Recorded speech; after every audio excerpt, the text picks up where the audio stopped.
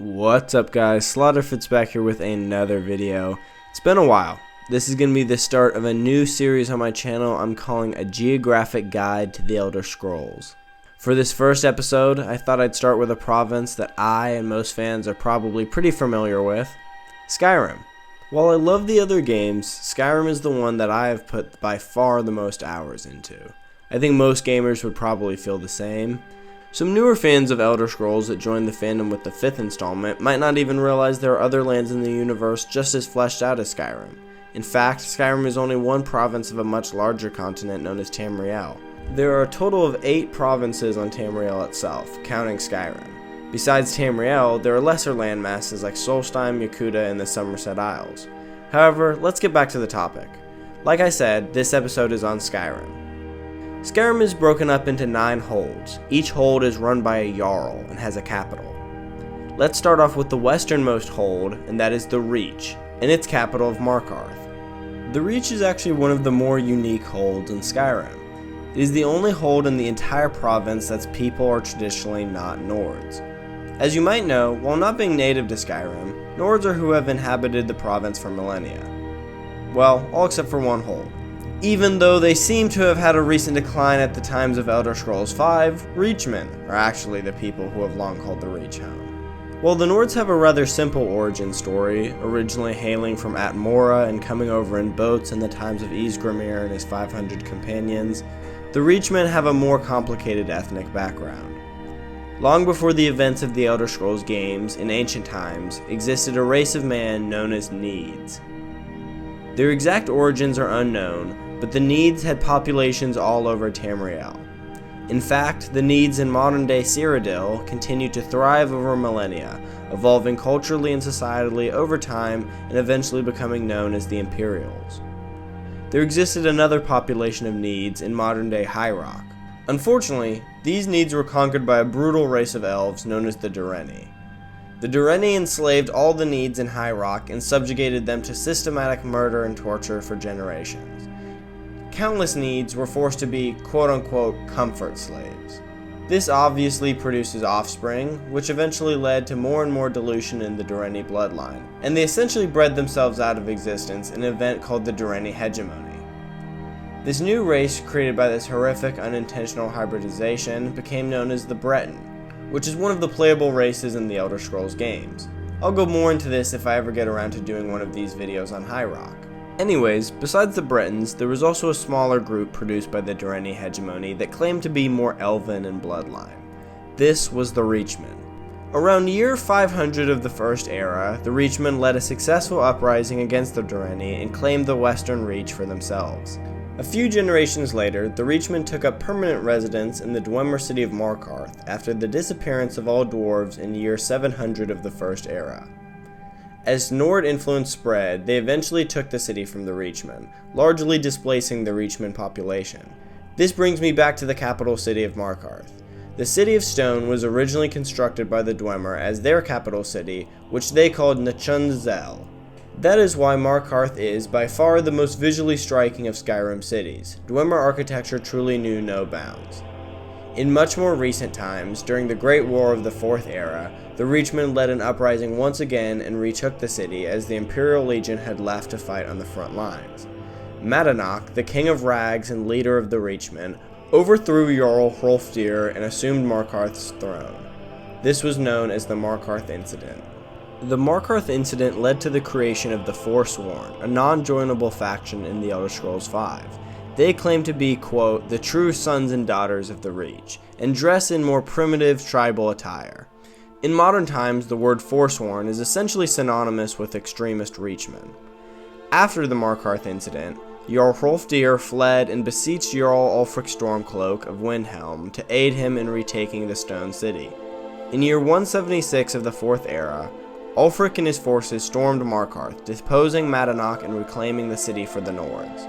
Going back to modern times, if we look a little north of Markarth, we will find the quaint little town of Karthwasten.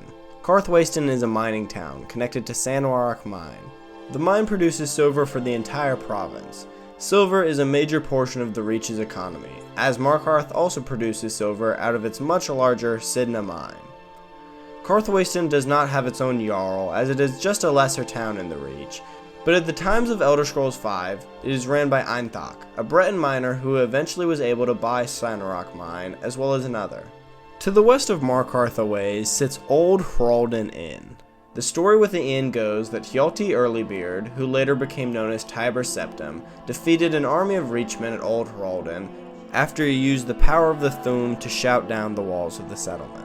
After their victory, Septim earned the name Talos, or Storm Crown. Old Hroldan Inn's claim to fame is it is supposedly where Talos slept following his victory. The only other significant settlement in the Reach is Dushnik Jarl, the local orc stronghold. In modern times, orcs for the most part fit into one of three categories. There are Orsinium orcs who hail from the city of Orsinium, the largest population center for Orsimer and their cultural capital. These orcs retain much of their traditional culture but have also modernized in many ways. Then there are orcs who come from the various other parts of Tamriel who have left their culture and adopted the local ways of wherever they call home. And finally, there are stronghold orcs. These orcs continue to live the traditional way for their kin. They live in small communes with low levels of development. They still practice the chieftain style of governance. This is where the strongest orc male, as the alpha, has access to all the available women.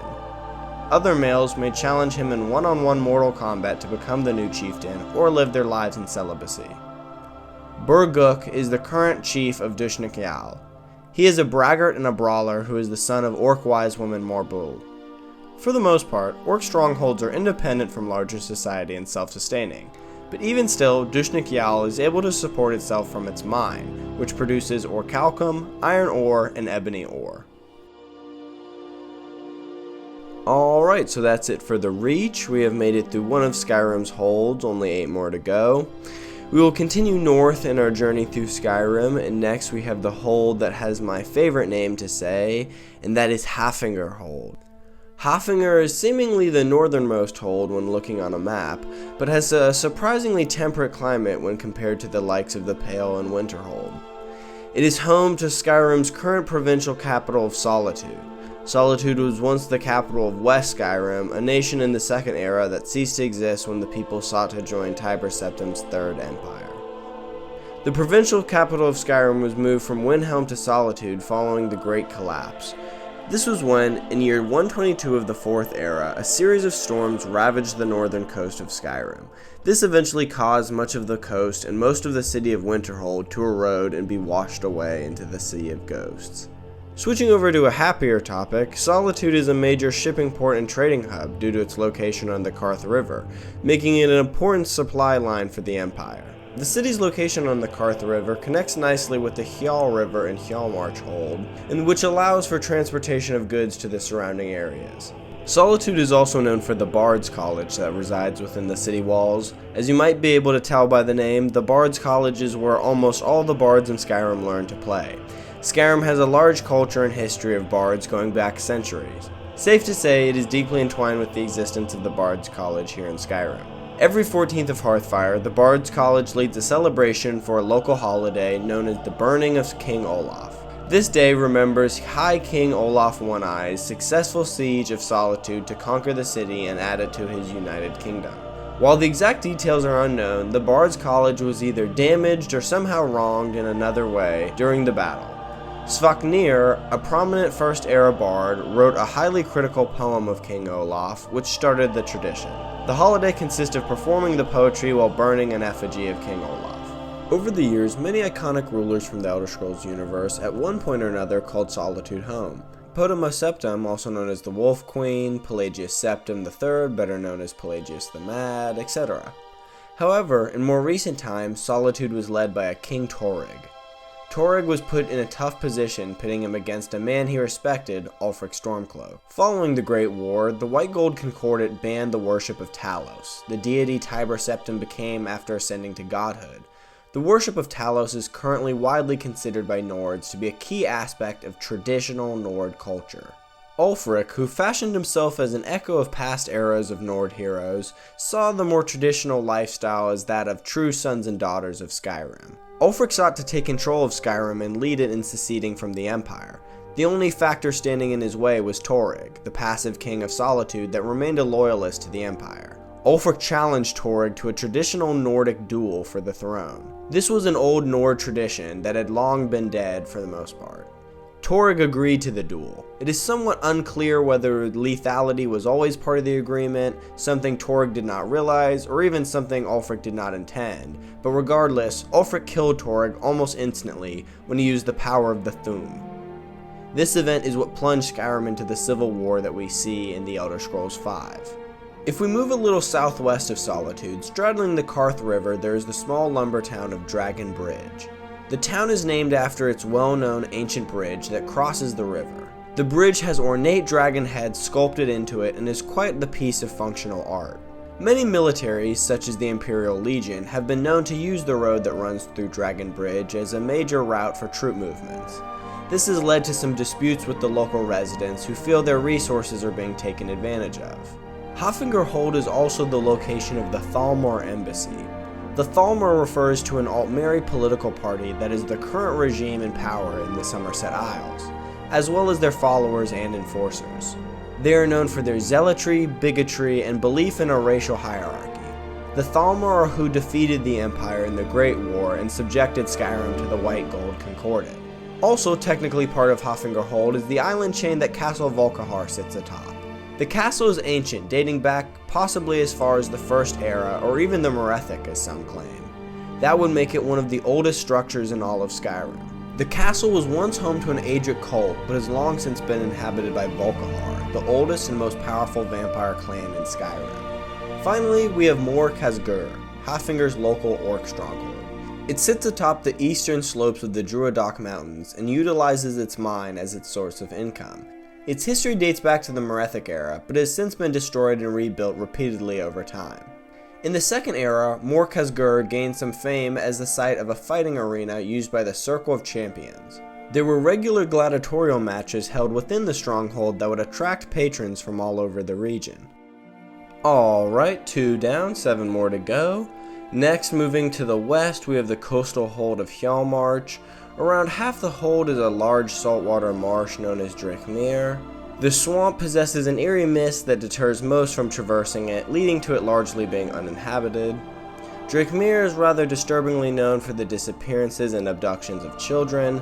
Witch covens and Daedra worshippers have been known to kidnap children that venture out into the swamp, likely to be used in ritual sacrifices. These tragedies have led to the local legend told in Morthal about the Pale Lady, a wandering banshee that searches northern Drakemere looking for her lost daughter. Legend has it that she takes children that stray too far from their home. Sitting on the edge of the Drakemere is the hold capital Morthal. The city's name comes from the legendary Nord hero Morhaus. Morhaus was a demigod of sorts, known as an Ada. In Elder Scrolls there are many levels of gods. Mortals who have attained limited divinity through magical feats or enlightenment, local cultural saints and deities, and of course, Aedra and Daedra. The most primordial of all gods, the ones who wove the fabric of reality itself, were two primal forces known as Anu and Padamai. The beings directly created by their interplay, their children in a cosmic godly sense, are known as Et Ada. The children of Et Ada with mortals, demigods, are known as Ada. Morhaus was a child of Kine, the Nordic version of the god Kinnereth, and a being very close to the heart of Nords. He was known as the greatest archer of the First Era and served as consort to Queen Alessia. He is extremely culturally important to both Skyrim and Cyrodiil, as he aided Alessia in her slave rebellion against the Ayleid Empire. Morthal is a lumber town. Its economy relies on the town's ability to produce lumber that will be chopped up and sent around the rest of the province. The town takes pride in the local area's grim, foreboding aesthetic. The twisted, thorny flora is reflected in the town's crest, which has been known to be tattooed on local heroes. Morthal's location and geography keep it largely isolated from the rest of the province. This has led to a local culture of not trusting outsiders and keeping to oneself. This has sometimes proven to be a blessing for the settlement, as it is rarely involved in political or military conflicts. Alchemists from all over travel to Morthal and its surrounding marshes to make use of the plethora of rare and useful ingredients available in the area. The only other thing the town has been known for is its history of dog breeding. While the tradition has seemed to wane in recent years, the Morthal Bull Mastiff was a popular dog breed in the Second Era. Down the road to the east of Morthal, we have the small mining community known as Stone Hills. The same few families of miners have kept the local iron mine going here for generations. Just like with many of the other smaller towns in Skyrim, it has dwindled in size over the years as younger generations elect to move to the bigger cities. In the Third Era, the town was much larger and more profitable. At one point, it was even thought that it rivaled the town of Dragon Bridge. There were far more structures with many miners working in the iron mine. Like I said, now it is but a few families. Some towns in the area have even dwindled to the point of non-existence. Snowhawk was once considered one of the 8 great cities of Skyrim. However, these days, all that remains are ruins of a long abandoned fortress that was built where the city once stood. It sits atop a hill overlooking Drakemere to the northeast. The city first formed in the Second Era as a small town known as Carthwatch. The town was originally established to defend the border against Reachman incursions. The location for Carthwatch was decided due to its proximity to the ancient Nordic ruins of Bleakridge Barrow, which they thought would make a good defensible position in the event of a Reachman invasion. Carthwatch was wiped out in year 582 of the Second Era by the Ice Reach Coven of Witches. It was a joint attack conducted alongside Reachman. The local population was eventually able to recover and grew into the city of Snowhawk. Snowhawk fell into ruin in the aftermath of the Imperial Simulacrum. This is the official term for when the Imperial battle mage Jagar Tharn trapped Emperor Uriel Septim VII in a plane of oblivion and magically assumed his identity. This allowed him to take the throne without the Elder Council being notified of the Emperor's death via the Amulet of Kings. Unsurprisingly, this plunged the Empire into chaos. The last noteworthy place in Hjaalmarch is an ancient ruin now known as the Labyrinthian. In the Merethic era, Skyrim was controlled by what is known as the Dragon Cult. Their capital city, Brumjunar, sat where the Labyrinthian ruins are today. Their most prominent dragon priests met here to discuss the matters of ruling. Brumjunar fell into ruin during the Dragon War. This was when the Nords of Skyrim rebelled against their dragon rulers. They were eventually able to defeat most of the dragons and banish their leader, Alduin, but the Nords suffered heavy casualties in the process. In the First Era, the Archmage Shalador built a labyrinth deep within the ruins of Brumjunar. It is from this that the Labyrinthian gets its name. While it is not entirely known for certain, some say the maze was built to hide a mysterious artifact Shalador supposedly stole from Akatosh himself. Little is known about the artifact besides its name, Glamouril, or the Secret of Life. Alright, so we're a third of the way through. Next, in the middle of Skyrim, we have what is probably the most well-known hold, Whiterun Hold. It is a flat tundra with many roads crisscrossing through it. It is the meeting point of all other holds. All travelers, goods, and armies venturing through Skyrim must pass through Whiterun. Whiterun is also the name of the hold capital. The city of Whiterun is one of the largest and most powerful in the province.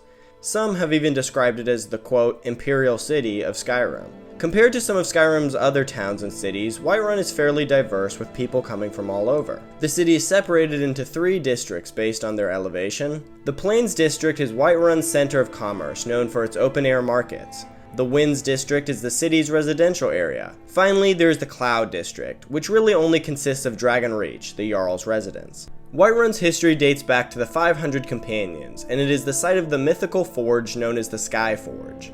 The story goes, when Ysgramor and his companions ventured through Skyrim for the first time, the first Atmorans to ever step foot on Tamriel, they came across a mysterious monument with a bird figurehead lit by fire.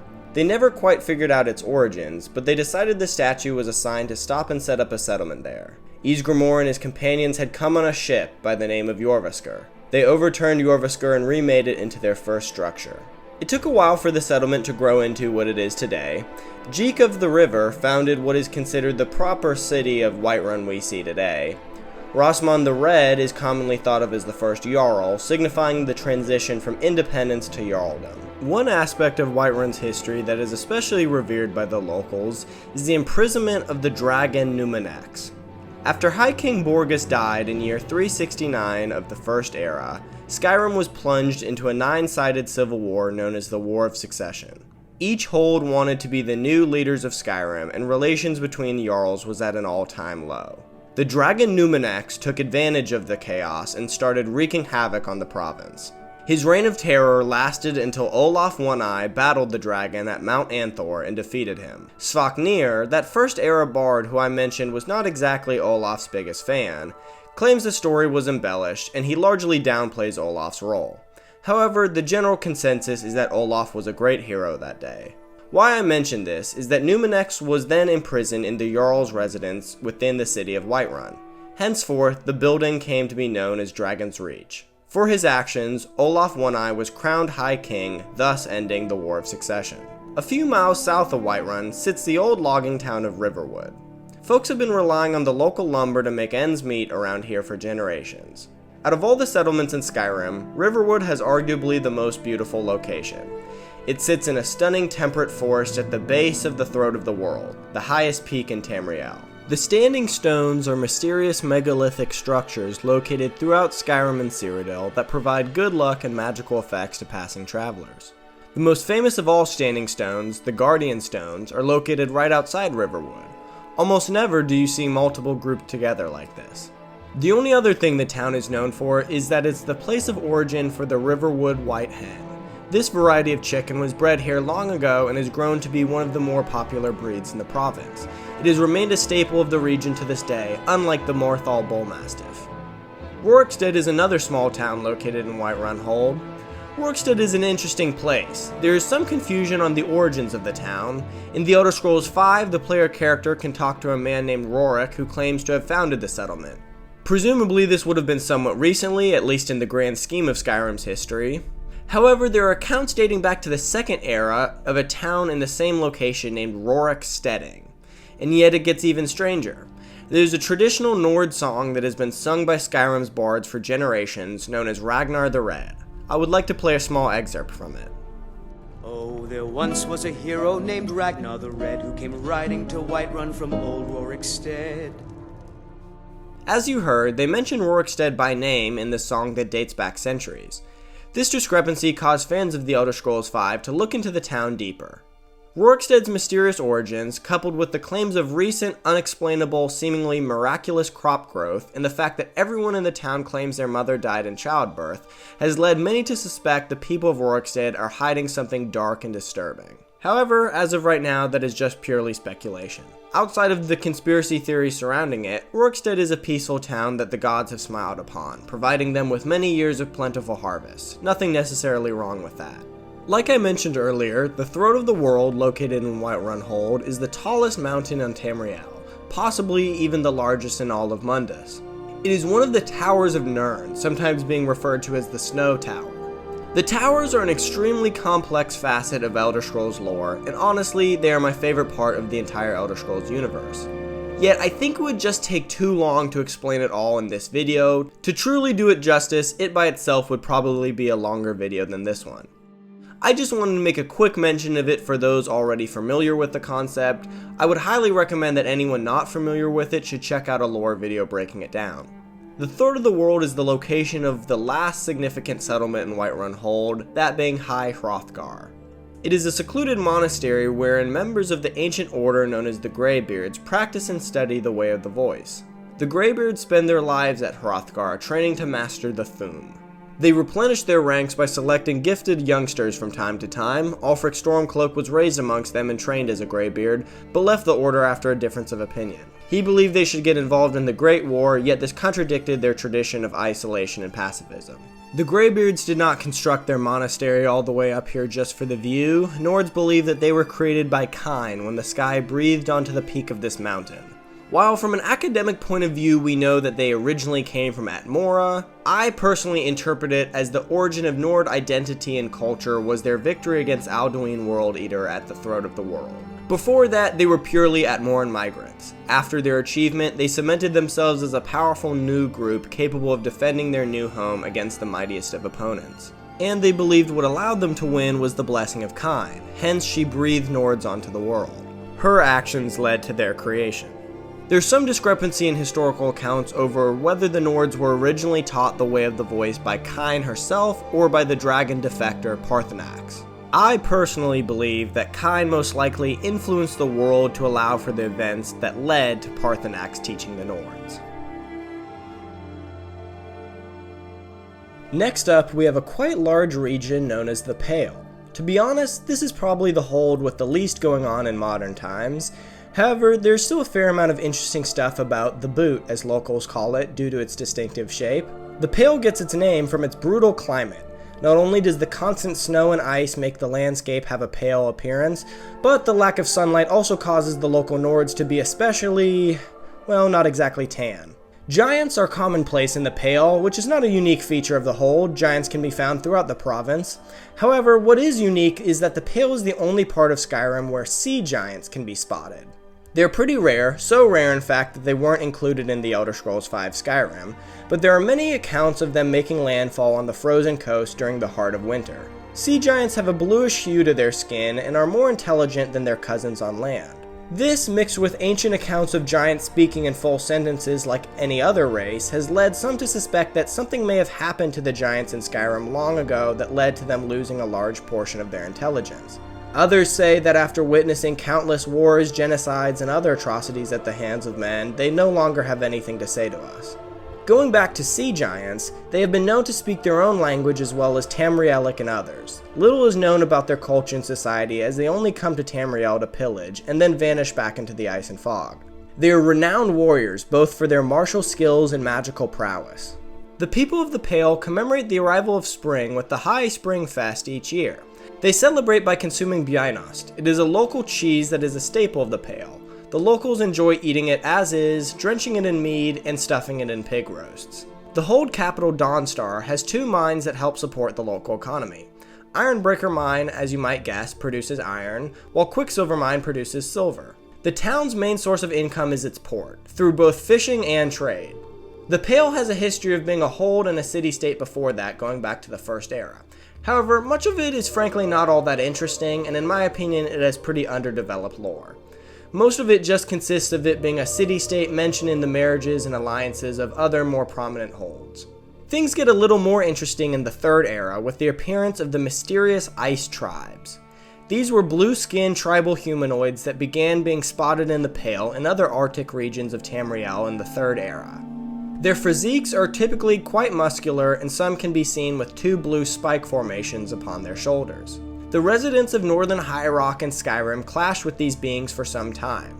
While they did not seem to go out of their way to raid and pillage as much as something like the sea giants per se, they definitely were not on good terms with man or Mur alike. Like I said, currently there's not a lot going on in the Pale. However, during the times of the Dwemer, it was much more of the place to be. Aetherium is an incredibly rare luminescent blue crystal found deep underground. The crystal has a strong magical aura, but is alchemically useless. It is a mysterious material. There is no known process that can enchant, smelt, mold, bind, or break it. The Dwemer recognized the power of the crystal and developed a keen interest in it. 3 dwarven cities formed an alliance to harvest and utilize Aetherium. The Pale was home to the dwarven city of Raudbathar, which was in charge of extracting the Aetherium. The other 2 cities involved in the alliance were Batharzel and Mazulft. The bulk of the Aetherium was mined at Raudbathar and sent off to the other cities to be processed. This 3-way alliance worked out pretty well for those involved up until the eventual Aetherium Wars. These were a series of large-scale civil wars amongst the Dwemer cities fought over the control of Aetherium. The last significant settlement in the Pale is known as Corvinjund. Ancient Nord tombs are a fairly common sight in Skyrim. Fans of the Elder Scrolls V will be able to remember regularly diving into them and fighting all manner of Draugr, the guardians of these ancient resting places. However, Corvinjund is special for 2 major reasons. For starters, it houses the Jagged Crown, one of the most coveted and famous artifacts in the province. It has been a symbol of power and authority, often worn by High Kings of Skyrim since it was first commissioned by High King Harold in the First Era. Some argue it is even older. Legend has it that Harold himself forged the crown from the bones and teeth of ancient dragons. High King Harold was significant as his rule marks the completion of the Nord people's transition from Atmora to Tamriel. Before him, the Nord rulers had still claimed some connection and claim over Atmora. Harold relinquished his claims in Atmora and consolidated his nation, centralizing it into the Kingdom of Skyrim that is reminiscent of the province we see today. Like I said, Corvinjund is significant for 2 reasons. The other being that it is the final resting place of High King Borgus. I mentioned him earlier as his death during a wild hunt in Valenwood led to the War of Succession that ravaged Skyrim. Borgus was the last of Ysgramor's dynasty and Harold's final descendant. He is also believed to be the last king to don the Jagged Crown. Many believe that Borgus was actually killed during the hunt over his faith. While we don't know much about them, deep within the jungles of Valenwood there lives a race of intelligent beast folk known as great apes, monkey men, or more respectfully, Imga. The most famous of all Imga was a religious prophet named Maruk. From his mouth came the religious doctrines that would come to be known as the Elysian Order and would spread like wildfire across Tamriel. Maruk spoke of the Godhead, a true God in the capital G sense. According to him, all of reality had been playing out in this being's mind as it sleeps. We're nothing more than figments of a seemingly eternal dream. Earlier I mentioned Anu and Padamai, the two primordial gods. To refresh, the traditional belief was that all life and reality came from these two beings' interplay. However, according to Maruk, these two were not actually lovers, but brothers. Instead, Anu had a wife named Nir. Padamai murdered Nir in a jealous rage, along with her and Anu's children. Anu killed Padamai, but overcome with grief and guilt, retreated deep inside himself in an effort to escape his reality. Through this process of sensory deprivation, Anu achieved something called Amaranth, and created a new dream realm inside himself. Inside this new dream, two forces formed that were also called Anu and Padamai. These seem to be the Anu and Padamai that have been recognized up to that point as the primordial gods. I know it's confusing. Essentially, Anu created a second version of himself and his brother in his mind to get away from the reality that he had killed him. From these two forces and the interplay between them, everything else in the universe eventually formed. But all of this is still inside Anu the Godhead's mind. The end of days will supposedly be when this being wakes up. As you might guess, this religion was quite controversial as it went against some of the most basic agreed upon truths of the universe and in a way, sort of undercuts the godhood of many beings. How this all relates to Borgus is that after becoming a follower of Maruk, many believed he was murdered for it. Alright, so next up we have Winterhold. Something I noticed is it's the only one with the word hold in its name. While I couldn't find anything confirming this, I speculate that that means the name evolved for the hold or region first, and then later was applied to the city. Unlike many of the other holds whose names evolved or were even copied from the capital city. Boring nomenclature aside, what Winterhold is likely most known for is actually a topic I already mentioned, that being the Great Collapse. This was when in the Fourth Era, during a particularly rough stretch of storms, much of the coastline was washed away as it was pounded by enormous waves. A majority of the Hold capital was lost to the waves. Now the city of Winterhold is just a shell of its former self. The Mages' College was largely undamaged, and thus many of the locals blamed them for the calamity, or at least insisted whatever magic was used to protect the college should have been offered to the town.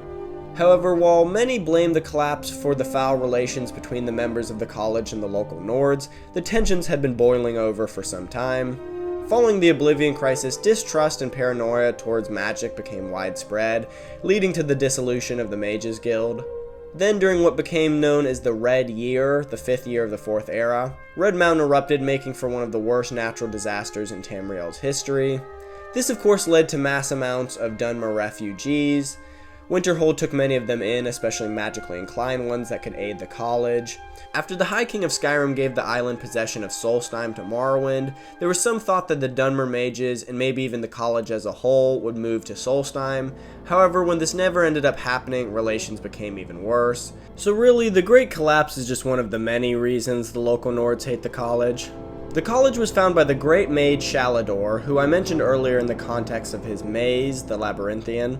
The college's mission is twofold: to spread magical knowledge to those worthy in hopes that the study will be advanced by future generations, and to protect and preserve texts, artifacts, and teachings that relate to the field.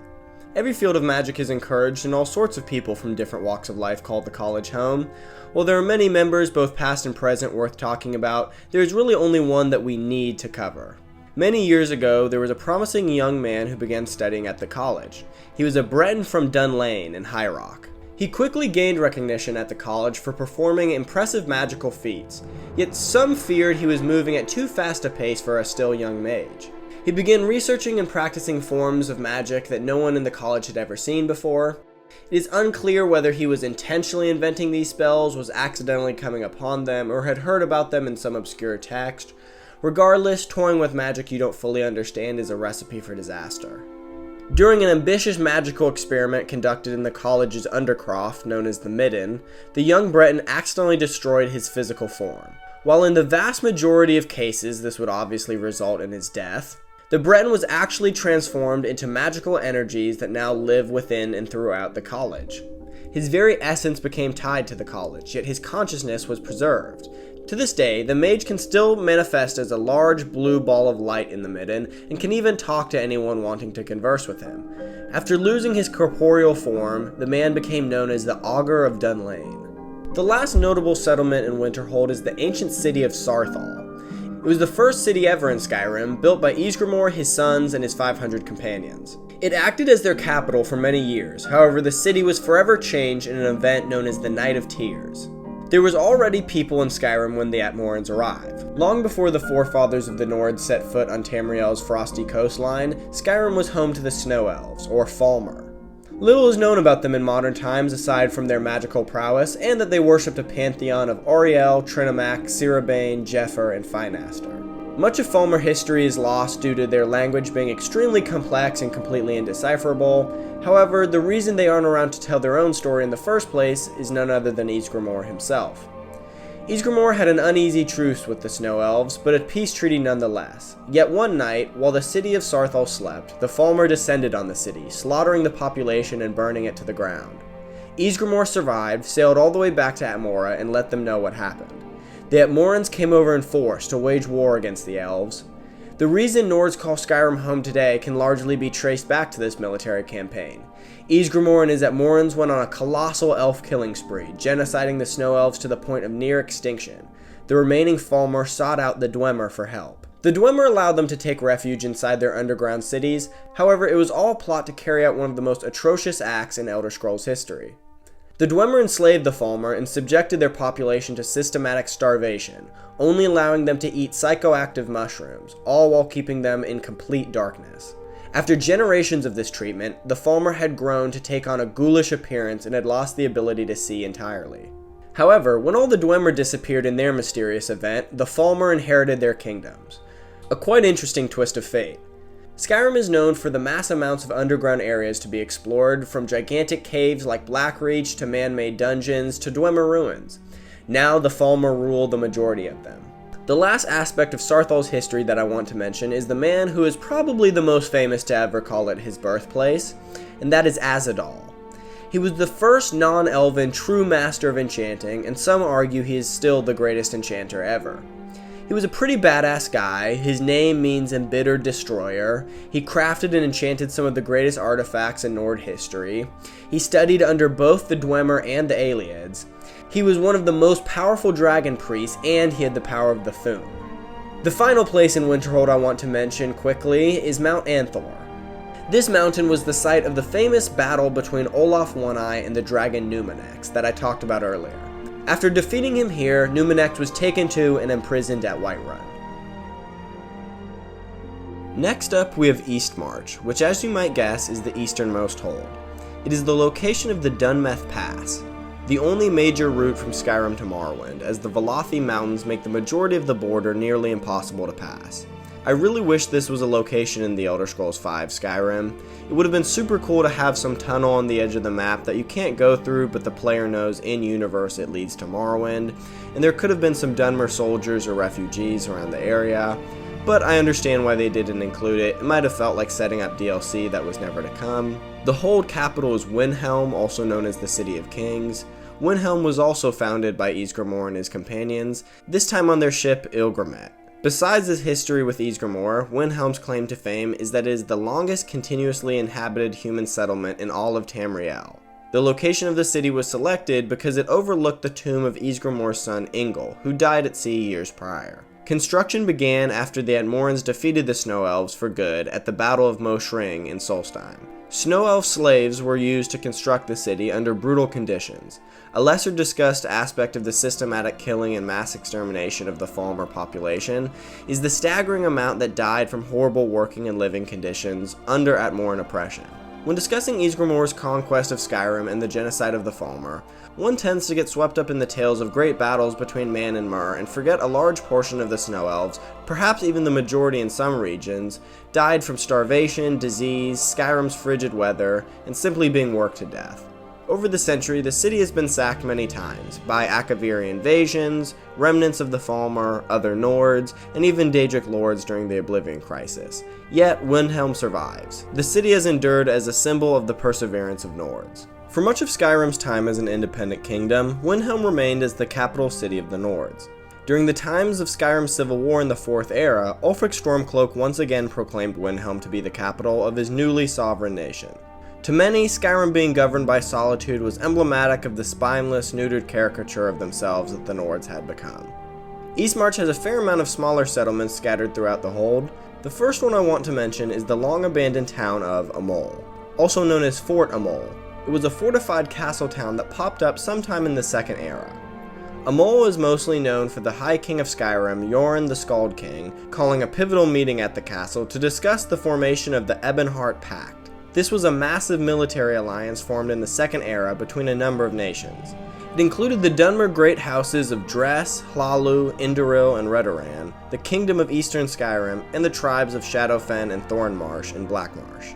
The alliance formed as a response to the Second Akaviri invasion in year 572 of the Second Era, as well as part of the Three Banners War. This was an absolutely colossal war in the Second Era, arguably the biggest in Elder Scrolls history, that involved the majority of people in Tamriel. It bears a striking resemblance to the world wars in real life. Pacts were formed between almost all the significant groups in Tamriel, which in some ways was meant to prevent war, only for it to lead to a gigantic conflict with mass casualties. Like I said, Amol was where the terms of the pact were, at least in part, agreed upon.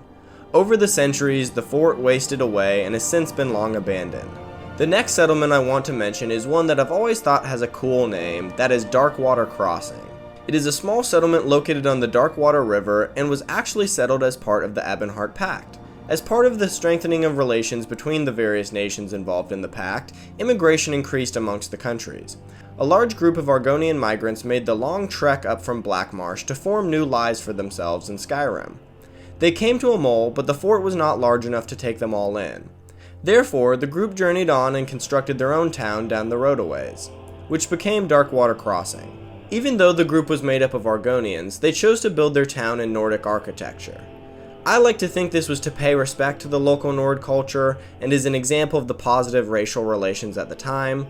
However, a more cynical view would argue that they did this to assimilate in order to avoid pushback and ethnic violence from the Nords. The next spot in Eastmarch that I want to mention is Kyne's Grove. As you might guess, the town was constructed in the name of the goddess Kyne and is forever dedicated to her. The surrounding dense forest provides enough lumber for a booming industry. However, you will find no lumberjacks in Kyne's Grove. The forest is sacred to the goddess and thus is left untouched. Instead, the community relies on farming and the local malachite mine to make ends meet. In the First Era, the town was known for its fighting arena. The Redguard hero Gaiden Shinji was a regular fighter in Kyne's Grove, before eventually going on to found the Imperial City Arena. Fans of the first Elder Scrolls game, Arena, might remember the town of Dragonwood. This was a former name of the town of Kyne's Grove, went by in past eras. While this isn't confirmed, I believe the temporary name change was related to the Keepers of the Grove. This was a holy order dedicated to Kyne that looked over the local shrine as well as the surrounding areas for many years. However, after a prominent member suffered a loss of a loved one during the Alliance War, the Order became very angry with Kyne. They lashed out against their goddess by enslaving many civilians and overtaking the village. I believe this likely led to some temporary anti-Kyne sentiment or at least uncomfortability, and thus the name was changed for some time. There are some Dwemer ruins located in Eastmarch that I would like to make note of, known as Mzulft. I mentioned the city earlier as it was one of the three engaged in the alliance to extract and process Ethereum. Mzulft was the main manufacturing site and housed vast amounts of raw Ethereum. Once the alliance fell apart and the Ethereum Wars began, Mzulft was left vulnerable. High King Galir led the Nords in a successful besieging and sacking of the city. About a century later, the Dwemer were able to retake the city and briefly thrive before disappearing in their great mysterious event. The only other thing that Mzulft was known for was its great oculory. This was a massive device that was able to collect starlight and split it. When calibrated correctly with a focusing crystal, it projects the starlight onto a surface to reveal a map of Tamriel, then harness the latent energies to overlay the locations of great sources of magical power. The last location in Eastmarch that I want to mention is the local orc stronghold of Narzel Bur. The settlement survives off of Gloombound Mine, which produces iron and ebony. The town is led by Chief Malhulak, a seemingly cursed man whose wives keep falling ill and dying shortly after marrying him. One would think he might be to blame if he did not spend his days looking up to the sky, begging the gods for answers and questioning their perceived anger at him. Alright, we are now on the second to last hold in Skyrim. We are in the home stretch, people. Here we have the hold with by far the most temperate weather, that being the Rift. Although we don't really see it in the Elder Scrolls V, historically the Rift has been known for its large Dunmer population due to its close proximity to Morrowind, and specifically the city of Cregan Mor. The hold capital Riften sits in a beautiful fall forest, an area known for its serenity, yet the capital itself is a dark, dirty town. The guards are almost as corrupt as the public officials, and the city is home to the headquarters of the Thieves' Guild. They reside deep within the Ratway. This is the mass expanse of underground tunnels and sewers that run beneath the city. The upper levels of the Ratway are home to all manner of runaway criminals, skooma addicts, and plain old crazies. The deeper on, you're likely to find those more powerful who seek not to be disturbed. Witches, mages, political refugees like Esbern, etc. In one of the deepest, yet more hospitable corners of the sewers, you can find the Ragged Flagon, an underground tavern and secret Thieves' Guild HQ. Riften's history goes back as far as the Second Era and has been littered with violence since the beginning. In Riften's early days, it was sacked by the invading Dunmer. Unvald Ironhand, a Nord nobleman, lost his family in the raid and organized multiple large-scale retaliatory military campaigns to sack Dunmer settlements. However, the city had a stroke of good luck during the Second Akaviri invasion. While all other cities in the path of the invading snow demons of Kamal were sacked and severely damaged, Riften was famously left untouched. Much of the knowledge of the snow demons has been unfortunately lost over the centuries since their invasion, and they haven't come back yet, so we know only precious little about the Kamal. What we do know is that they invaded Tamriel in year 572 of the Second Era, under the leadership of King Adasum Dir Kamal. While there is some debate whether this translation is entirely accurate, Adasum was reportedly searching for someone he titled the Ordained Receptacle. The snow demons landed in the mouth of the White River northeast of Windhelm and made their way through Skyrim, Morrowind, and even went up against some Argonian legions. However, like I said, for unknown reasons they notably altered their course to avoid the city of Riften. There are many theories on what exactly the snow demons are, as we have next to no confirmed physical description for their characteristics. All we know is they reportedly freeze in the winter and thaw out when the weather gets warmer. This has led some to suspect they might be sort of bug-like. The term demon leads others to suggest them possibly being Daedric in origin. However, old stories tell of them having white beards, which to some suggest them being more similar to sea giants. Some have put forward the idea that if they ever were to be depicted in official Elder Scrolls content, they likely will resemble Japanese Oni, as Akavir seems to have a general Asian aesthetic to it. Peace in Riften didn't last, as only 6 years after the Second Akaviri invasion, the city was attacked and suffered significant damage during the Imperial Integrum by a faction known as the Order of the Black Worm. This was a cult dedicated to the magical art of necromancy, led by one of the most powerful necromancers of all time, Mana Marco, also known as the King of Worms. The cult was massive and incorporated multiple armies of living and the undead. The members worshipped Mana Marco as a living god, hence the name. This belief has a few origins. For starters, Mana Marco effectively mastered mortality through his prowess in necrotic magic. On top of this, he claimed to be an Aldmer. While most are familiar with the High Elves, whose more formal name is the Altmer, over the millennia, many have forgotten about their ancestors known as the Aldmer.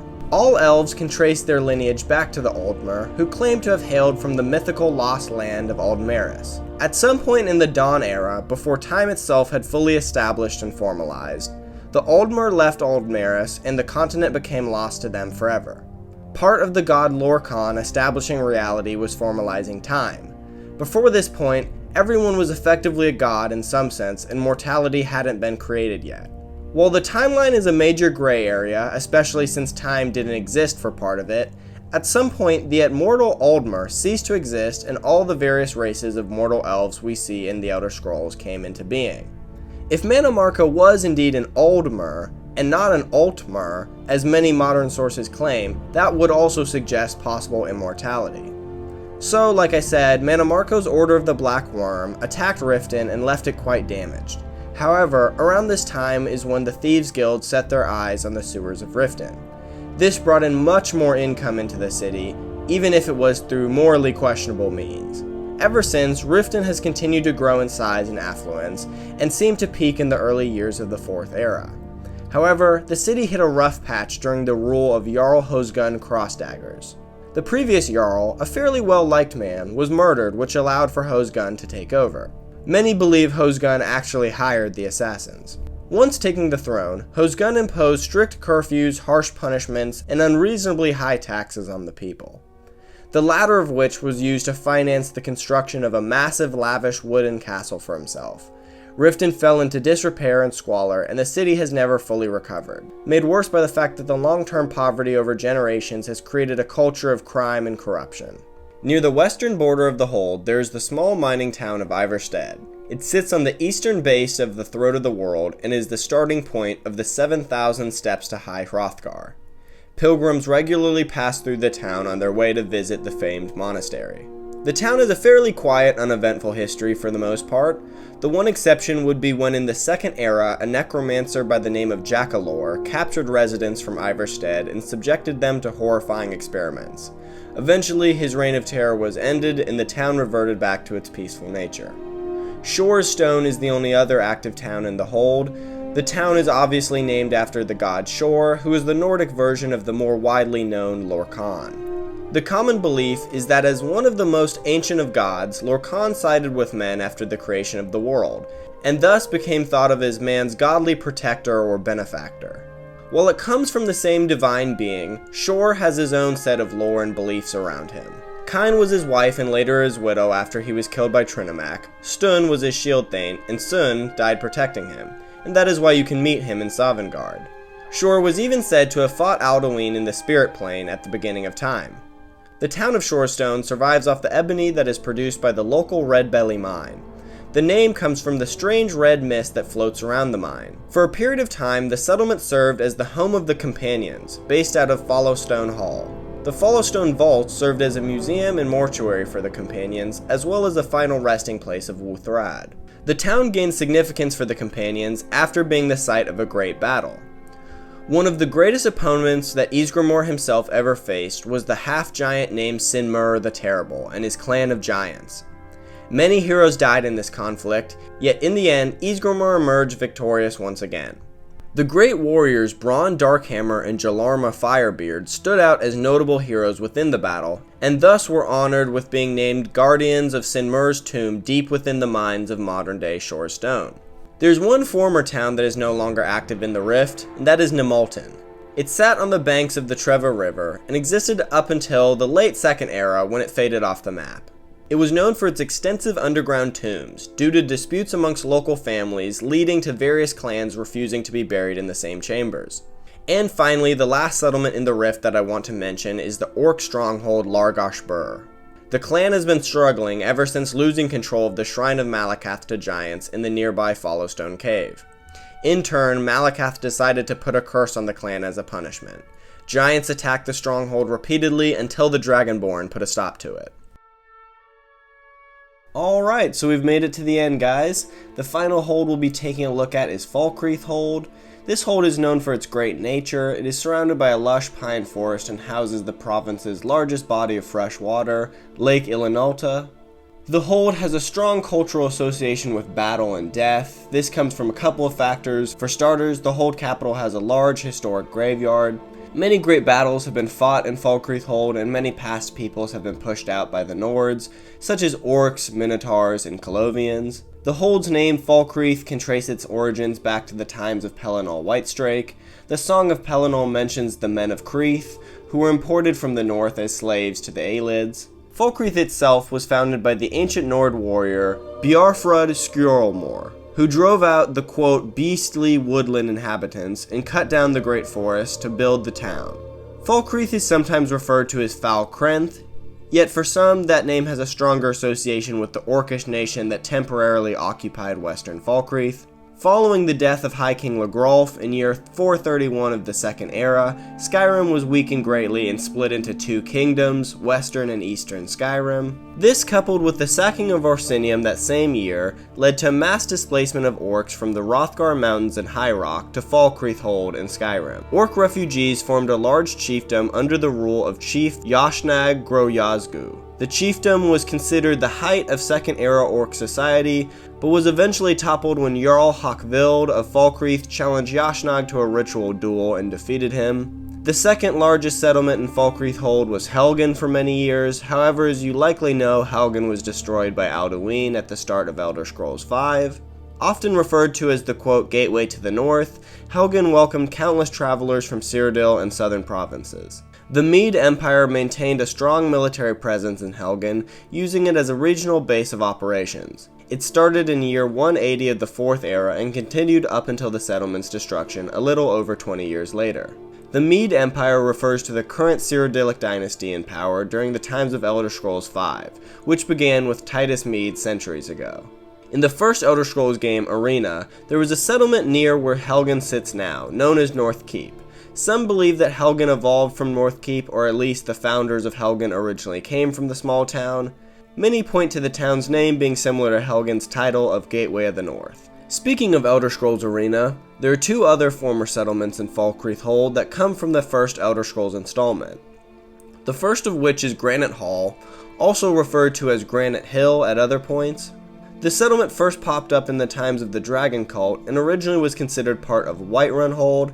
However, it was later transferred to the administration of Falkreath. Granite Hall was the final resting place of the powerful and feared dragon Vol'janak, until he was resurrected by Alduin. Vol'janak's death is somewhat of a historical mystery in the Elder Scrolls. The Dragon Guard, an organization founded by Riemann Cyrodiil, dated his death as during the Dragon War of the Merethic era, citing ancient documents recovered from the Dragon Cult. However, engravings found on an ancient Akaviri burial mask depict Vol'janak being devoured by a hissing serpent, likely a Cyesi, which would place his death sometime in the late First Era. The very last settlement that I want to mention in the entirety of Skyrim is another long-abandoned town named Oakwood. We know very little, as by the times of Elder Scrolls V Skyrim, no trace of the settlement remains. What we do know is that the small town had a local rivalry with Granite Hall. The cause of the town's downfall is unknown. Some sources claim it was a mysterious fire, yet there is no physical evidence to support that.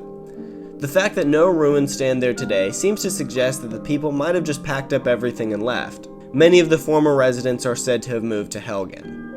Alright, that's gonna do it for this video, guys. Thank you so much for watching. It has been a blast putting this together for y'all. I know this has been a long one, so a special thank you to everyone still watching. Have a good one, y'all.